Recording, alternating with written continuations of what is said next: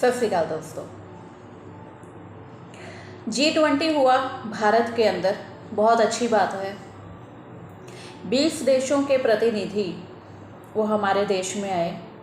उन्होंने काफ़ी चकाचौंध देखी, मेहमान नवाजी देखी, जिसमें करोड़ों खर्च हुए, हजारों करोड़ों खर्च हुए। लेकिन ये G20 है क्या, कब शुरू हुआ, कैसे शुरू हुआ, इसकी जानकारी भी आप सबको होनी चाहिए।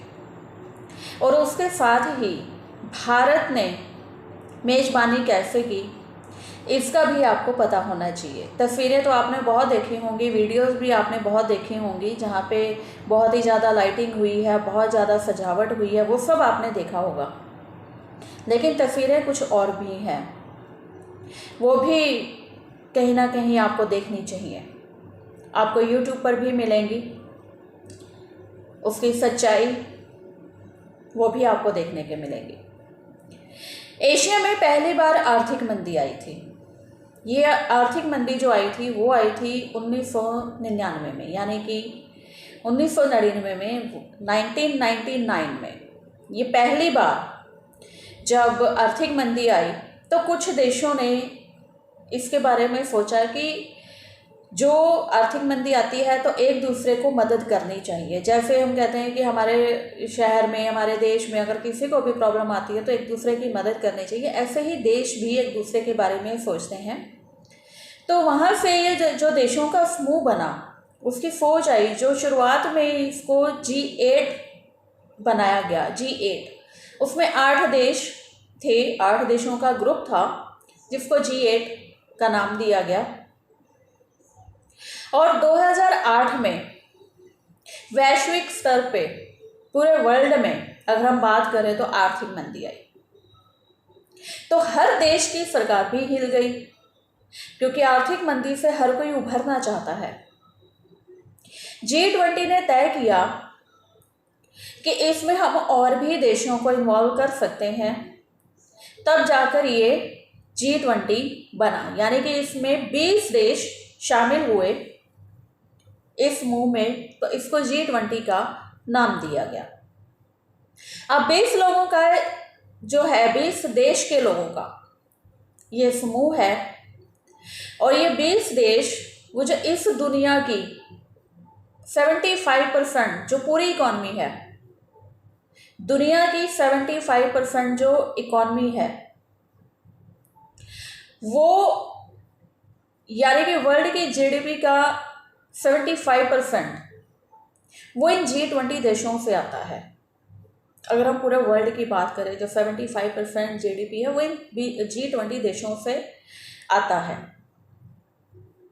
यानी इसका मतलब ये हुआ कि जो देश G20 में शामिल हैं वो सक्षम है, हर तरीके से, इकॉनमी के तरीके से वो सक्षम है दूसरों की मदद करने के लिए वर्ल्ड वाइड। अब हमारा जो नंबर आया वो 18वें स्थान पे आया, क्योंकि 2008 में ये बना था।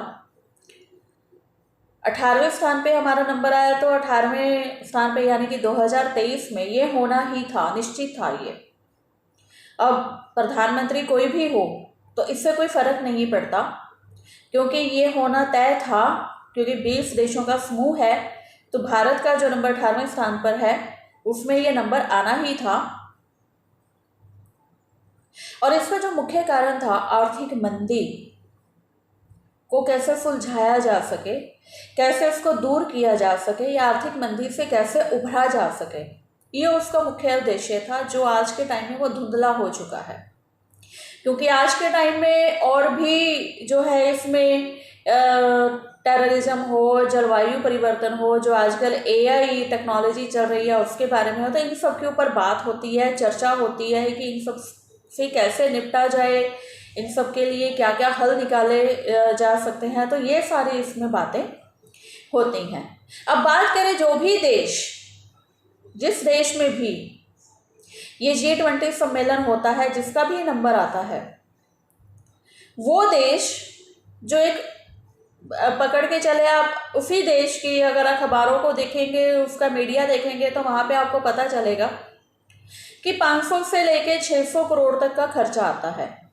किसी भी देश के अंदर ये होता है तो उसमें ये खर्चा आता है, क्योंकि जो वेन्यू होता है वेन्यू बड़ा अच्छा चाहिए, और पूरे देश की एक साख होती है कि उस देश में वहाँ पे सब देशों से लोग आ रहे हैं, तो वहाँ पे वो दिखाना भी थोड़ा, हर देश चाहता है कि हमारे देश की मेहमान नवाजी कैसी है। तो इसमें 500 से लेके 600 करोड़ हर देश जो है वो खर्च करता है। लेकिन अगर हम बात करें भारत की, तो भारत जो है इसने कितना खर्च किया होगा। वैसे तो हमारी जनता बड़ी परेशान है, बेरोजगारी है, महंगाई है, 80 करोड़ लोगों को राशन सरकार देती है तो उनका घर चलता है। लेकिन इस G20 पे जो अननेसेसरी खर्चा, बेमतलब का खर्चा जो किया गया वो बहुत ज़्यादा है, उसके आंकड़े बहुत ज़्यादा है। क्योंकि टोटल खर्च की अगर हम बात करें तो 4100 करोड़ यानी कि 4100 करोड़ खर्च किया गया इसके ऊपर, G20 के ऊपर। हालांकि 3-4 देशों के लोग आए भी नहीं, उसमें चीन के राष्ट्रपति शी जिनपिंग नहीं आए, पुतिन नहीं आए, रशिया के जो हैं, स्पेन के जो हैं उन्होंने अपने आगे किसी प्रतिनिधि को भेज दिया, सऊदी अरब के जो प्रिंस है UAE के, उन्होंने आगे अपने प्रतिनिधि को भेज दिया, वो खुद नहीं आए। खैर गोदी मीडिया ने तो यही बताया कि प्रिंस आए हैं, लेकिन वो नहीं आए थे। इसके बाद अगर हम बात करें कि 4100 करोड़ जो खर्च हुआ है, जो प्रगति मैदान जिसके अंदर ये मीटिंग होनी थी, जो हॉल तैयार किया गया, उसमें लगभग 2700 करोड़ का खर्चा हुआ है। प्रगति मैदान की अगर हम बात करें, उसके अंदर जो भारत मंडपम था जहां पर ये मीटिंग होनी थी, उस केवल हॉल की अगर हम बात करें तो 750 करोड़ भारत मंडपम पे खर्च किया गया।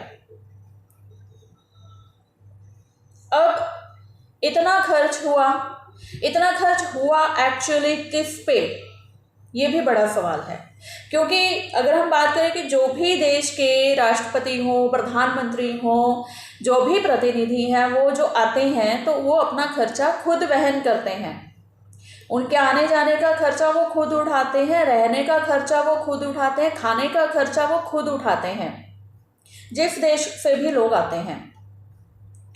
जो यहाँ की सरकार, उस देश की सरकार, जैसे कि अभी भारत में हुआ, तो भारत की सरकार ने क्या खर्च किया, जब उस मंडपम जो था, बैंक्वेट था, हॉल था जिसके अंदर मीटिंग होनी थी, G20 की जो कॉन्फ्रेंस होनी थी, उसका खर्चा, उसमें खाने का खर्चा उस टाइम का, यानी कि अगर सुबह से लेके शाम तक चल रही है मीटिंग, तो वहाँ उसका खर्चा जो है, खाने पीने का खर्चा, वो हमारी सरकार ने उठाना है। यानी कि उस देश की सरकार ने उठाना होता है। जो मीटिंग के अंदर, कॉन्फ्रेंस के अंदर लोग बैठे हैं, तो उनके खाने पीने का खर्चा उस देश की सरकार उठाती है। तो ऐसा ही भारत सरकार ने उठाना था।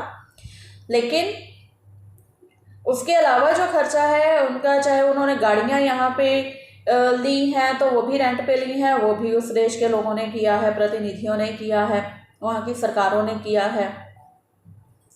रहने का खर्चा, चाहे वो होटलों में रहे हैं, चाहे एम्बेसियों में रहे हैं, आने जाने हर चीज़ का खर्चा उन्होंने खुद किया है। अब जो 4100 करोड़ टोटल खर्चा हुआ है, वो हमारी सरकार ने किस पर खर्च किया, ये बड़ी दिलचस्प बात है।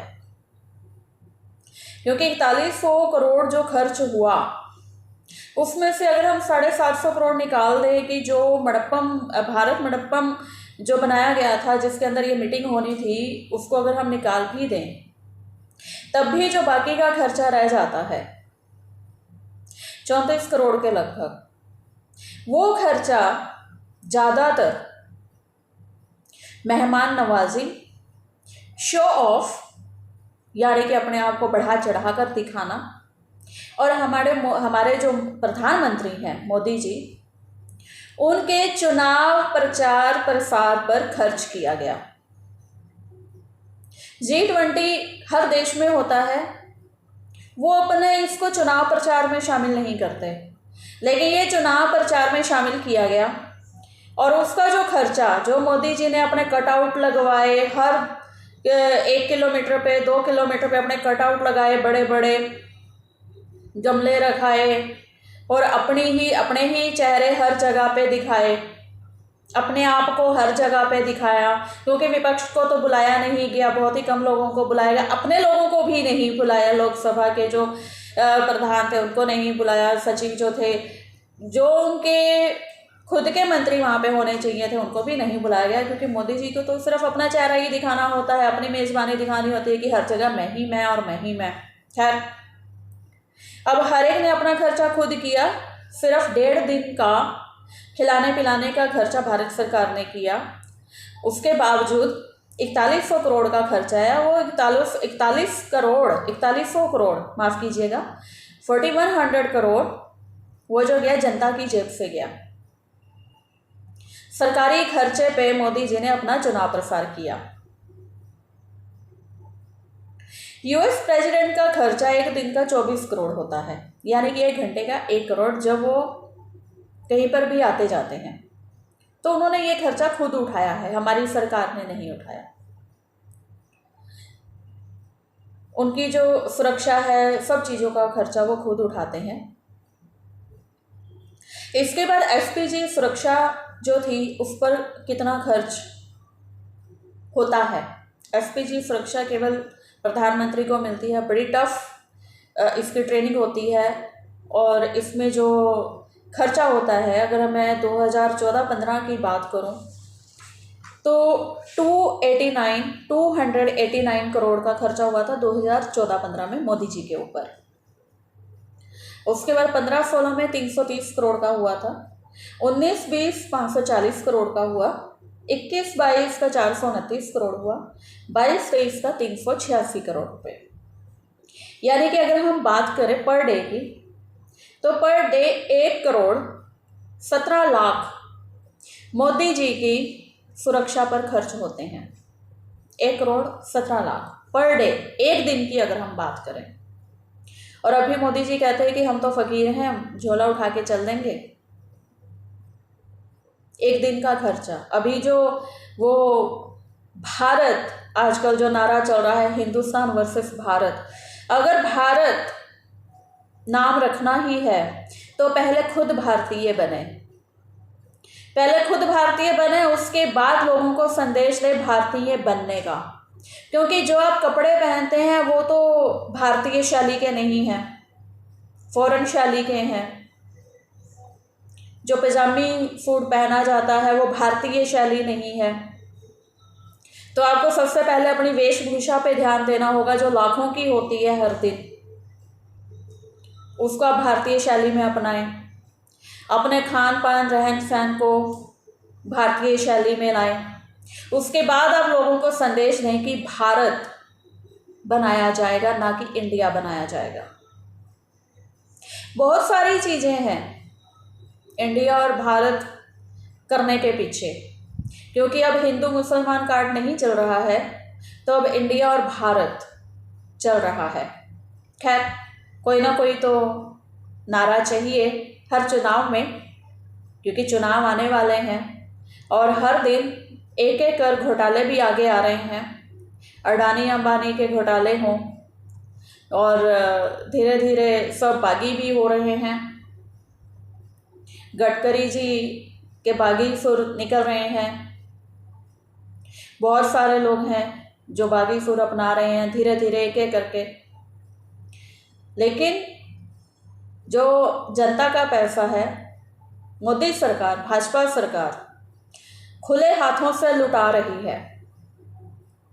देश की संपत्तियां भी बेची जा रही हैं अपने चुनाव प्रचार के लिए, अपने चुनाव प्रसार के लिए। चाहे वो 15 अगस्त का भाषण हो, उसमें भी मैं ही जीतूंगा, मैं ही आऊँगा, मैं ही करूँगा। और G20 में जहाँ पे आर्थिक मंदी को लेकर बातें होनी चाहिए थी, टेररिज्म को लेकर बातें होनी चाहिए थी, वहाँ पर अपना चुनाव प्रसार शुरू कर दिया। हालांकि आप न्यूयॉर्क टाइम्स उठा के देखेंगे, आप किसी भी देश के न्यूज़पेपर, उनका मीडिया उठाकर देखेंगे, तो आपको समझ में आएगा कि मोदी जी ने क्या किया। कि G20 के मायने बदल के रख दिए, झुग्गी झोंपड़ियों वालों को पर्दों से ढक दिया और मेहमानों के सामने चांदी के बर्तन पेश किए, उन्होंने खाना खिलाया। हमारे देश की गरीबी नज़र ना आए इसके बहुत प्रयास किए गए।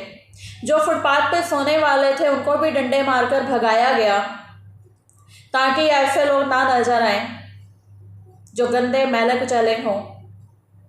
उनकी परिभाषा में झुग्गियों को जो ढका गया, आप BRUT एक यूट्यूब चैनल है, आप वहाँ पर जाके देख सकते हैं, सच्चाई नज़र आ जाएगी।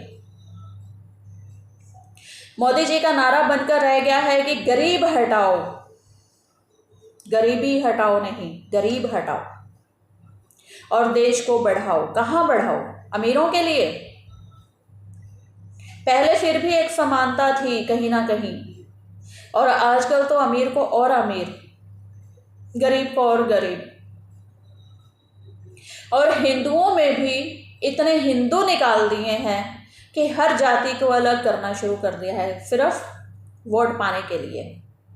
अगर आपने वोट पाने होते, लालसा होती तो काम करते, देश को बरगलाते नहीं, मीडिया को खरीदते नहीं, चाहे वो लोकल एंड पे भी हो। शहरों के भी नेताओं को देखो, जो भी आवाज़ निकालेगा उसके खिलाफ कार्रवाई होती है। बहुत सारे ऐसे एग्जाम्पल हैं।